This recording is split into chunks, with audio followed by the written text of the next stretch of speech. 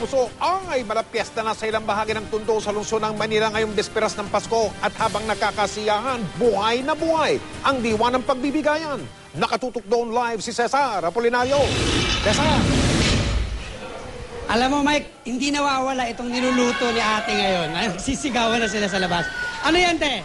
Spaghetti. Bakit di nawawala to kapag Christmas? Kasi ito hinahanap ng mga bata, tsaka masarap to. Ano to? Pang bahay o pang karinderya? Panlutong bahay to, kaya masarap to. Oo. Marami pang pagkain doon. Tingnan natin. Te, pwede bang samahan mo ako? Ito medyo sosyal.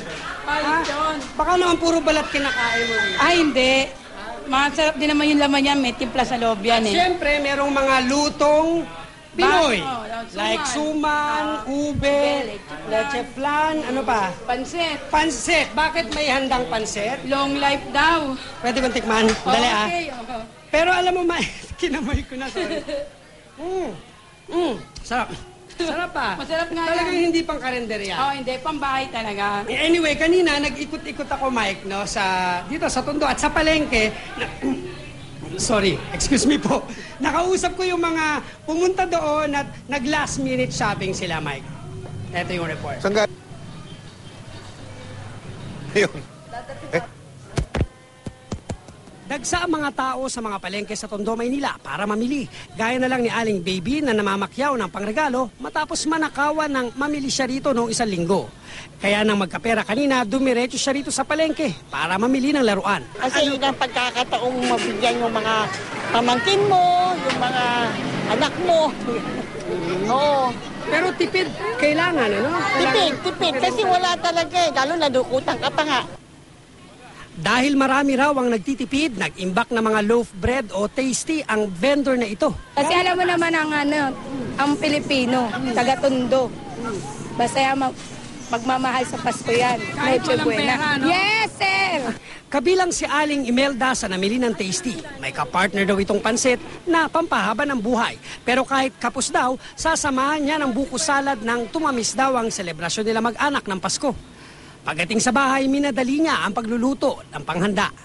Hindi ko kayo nagdanda ng iba, yung mga usual. Mahirap ang buhay. Opo. Ang ilang taga rito nag-sideline pa ng trabaho para may pakimkim o pang-aginaldo sa mga inaanak.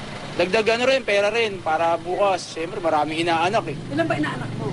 Hindi ko mabilang sir, pero tingin ko mga nasa mahigit 30 eh.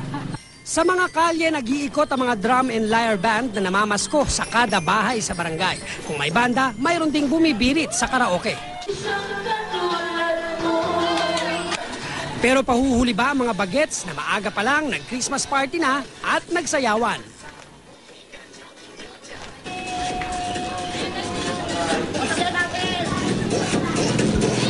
At may isa pang nakaugalian dito ang hindi maiwasan kahit Pasko. Kaya naman, todong ngiti ang mga sugarol.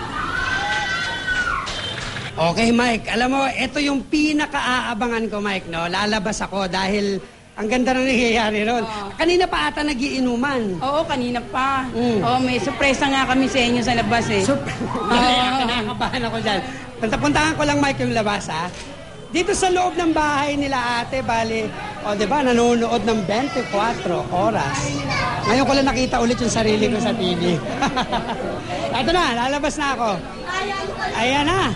Ito na ang mga tumador. May bisita ka pala. Reporter ba kayo? Reporter? Opo. Idol kita eh. Ano yan? Pick up ba yan? Pick up. GMA ka ba? GMA. Opo. Ay naku kasi, kapuso mo ko. Matagal na! Boom!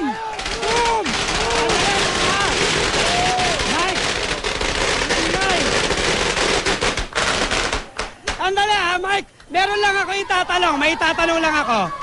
Mike, news ka ba? Ba? Ano ka mo? Bakit? News ka ba, Mike? Bakit? Kasi nakatutok ako sa'yo 24 oras! Ayos ah! Balik sa inyo dyan, Mike! Hoy, maraming salamat, Cesar. Sige, maligayang Pasko sa inyo lahat dyan. Merry Christmas! Merry Christmas!